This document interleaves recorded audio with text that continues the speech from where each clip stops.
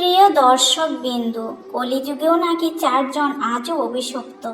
কিন্তু জানেন কি, সেই অভিশাপ দিয়েছিলেন স্বয়ং সীতা। কারা তারা, আর কেন এমন কঠিন সিদ্ধান্ত নিয়েছিলেন তিনি? অন্যায় যখন সীমা ছাড়িয়ে যায়, তখন দেবীরাও কঠোর হন। সীতা কাদের উপর ক্রুদ্ধ হয়েছিলেন? কেন দিয়েছিলেন অভিশাপ? আর সেই অভিশাপের ফল কি হয়েছিল? আজ জানবো সম্পূর্ণ তত্ত্ব কাহিনী। আপনি কি জানেন, প্রতিব্রতা আদর্শ নারীর প্রতীক সীতা এক সময় এমন চারজনকে অভিশাপ দিয়েছিলেন, যার প্রভাব নাকি আজও কলিযুগে বিদ্যমান। কেনই বা দিয়েছিলেন সেই অভিশাপ, আর কারা কারা ছিলেন চারজন?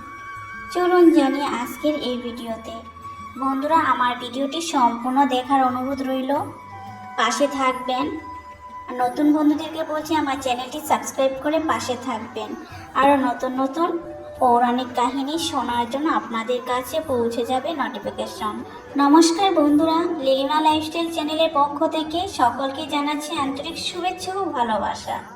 আজকের ভিডিওতে জানবো রামায়ণের সেই অজানা তথ্য। লোকবিশ্বাস অনুযায়ী সীতার অভিশাপ বা আশীর্বাদের ফল আজও বহন করেছেন বিশেষ করে এই কলিযুগে এই চারজন। তো চলুন বন্ধুরা, জেনে নেওয়া যাক চারজন কে কে।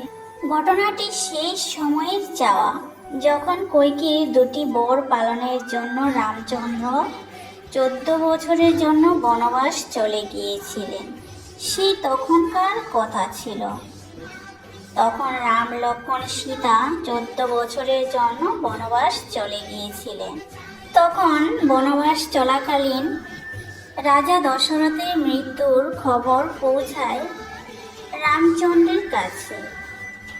ঘটনাটি তখন রাজা দশরথ মৃত্যুর পর বনবাসে থাকাকালীন শ্রাদ্ধ পিণ্ডদানের সময়ের কথা। সেই সময় শ্রী রামচন্দ্র ও লক্ষ্মণ তারা পিণ্ডদানের উপকরণ আনার জন্য অন্যান্য সামগ্রী সংগ্রহ করতে অরণ্যে যান। সেই সুযোগে মা সীতা একা আশ্রমে থাকেন। তারা স্নান সেরে জঙ্গলে প্রবেশ করেন বিশেষ সামগ্রী আনার জন্য। সেই সুযোগে মা সীতা একা আশ্রমে থাকেন। তখন কি হয়েছিল জানেন কি? কারণ রাজকীয় পিণ্ডদান করার জন্য বিশেষ সামগ্রী প্রয়োজন। সেই সময় মাতা সীতা দেবী একাই ছিলেন আশ্রমে।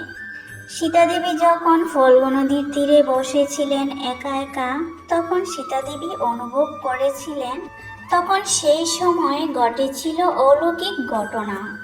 তখন সীতা দেবী বুঝতে পেরেছিলেন দশরথের আত্মা সীতার সামনে উপস্থিত হন। তখন দশরথে বলছিলেন, খুব ক্ষুধা পেয়েছে। তাকে পিণ্ডদান করার জন্য দাবি করেন। কিন্তু রাম ও লক্ষ্মণ তখনও ফেরেননি।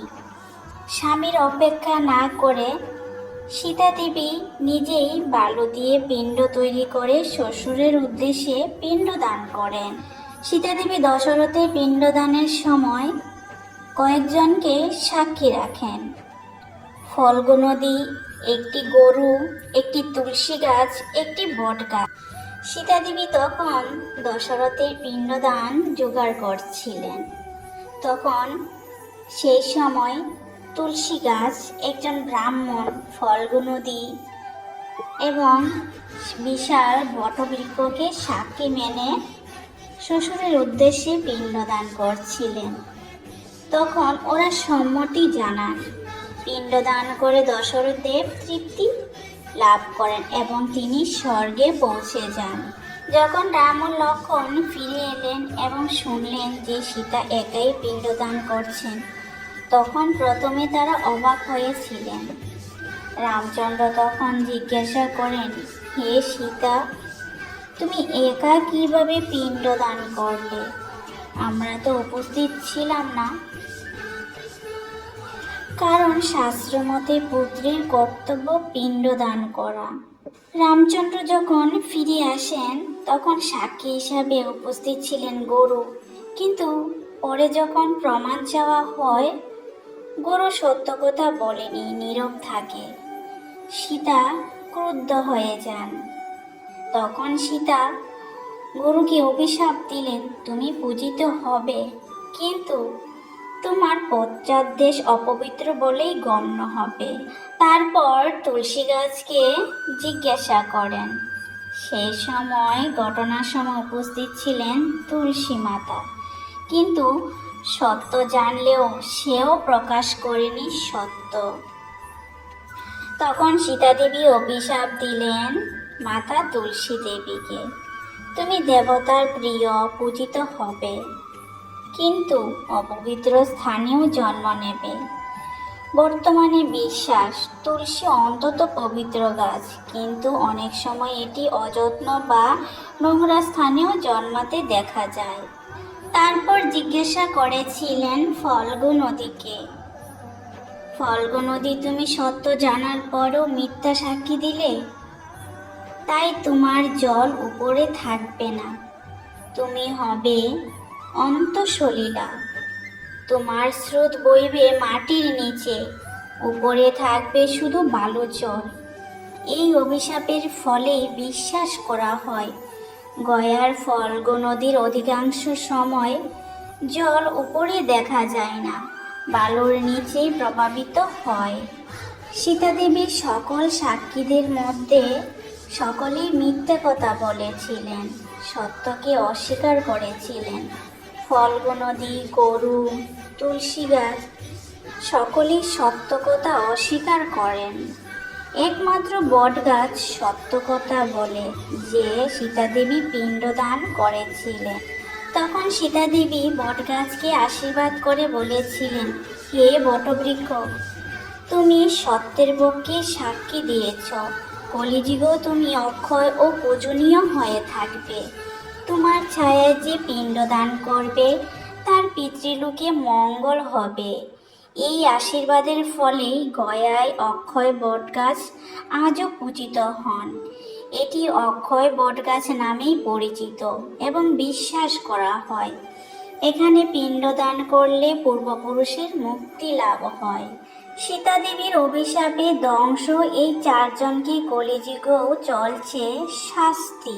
সীতা দেবী যখন সব ঘটনা খুলে বললেন, প্রথমে কেউ সাক্ষ্য দিতে চায়নি। ফল্গু নদী, গরু, তুলসী, ব্রাহ্মণ মিথ্যা বলেছিল, কেবল অক্ষয় বটগাছ সত্য সাক্ষ্য দিয়েছিলেন। তখন রামচন্দ্র সীতার পবিত্রতার ও ধর্মনিষ্ঠার উপলব্ধি করে বললেন, হে জনক নন্দিনী, তুমি সত্যি মহান, তুমি আজ পুত্রের কর্তব্য সম্পন্ন করেছ। তখন সীতা দেবীর সব কথা শুনে রাম ও লক্ষ্মণ মাথা নত করে সীতার মহিমা স্বীকার করেন। হে সীতা দেবী, তুমি ধন্য। বন্ধুরা, এই ঘটনা থেকে আমরা শিক্ষা নিই যে নারী শক্তি কখনো কম নয়, সত্য শেষ পর্যন্ত জয়ী হয়। ভক্তি ও নিষ্ঠা থাকলে ঈশ্বর নিজেই সহায় হন। প্রিয় ভক্তবিন্দু, সীতা কেবল একজন রমণী নন, তিনি সহনশীলতা ও সতীত্ব ও শক্তির প্রতীক ছিলেন। কিন্তু যখন অন্যায় ও অপমানের সীমা ছাড়িয়ে যায়, তখন দেবীও কঠোর হয়ে ওঠেন। আজও এই চারজনের প্রতি তার অভিশাপ আমাদের একটি শিক্ষা দেয়, অন্যায়, অপবাদ ও অহংকারের ফল একদিন না একদিন ভোগ করতেই হবে। আমাদের জীবনেও যদি কখনো কষ্ট আসে, তবে মনে রাখবো ধৈর্য ও সত্যের পথেই শেষ পর্যন্ত জয়ী হয়। যেমন শেষ পর্যন্ত জয়ী হয়েছিল ধর্মের আর প্রতিষ্ঠিত হয়েছিল শ্রীরামচন্দ্রের আদর্শ। ভিডিওটি ভালো লাগলে লাইক, শেয়ার, সাবস্ক্রাইব করতে ভুলবেন না। জয় সীতারাম।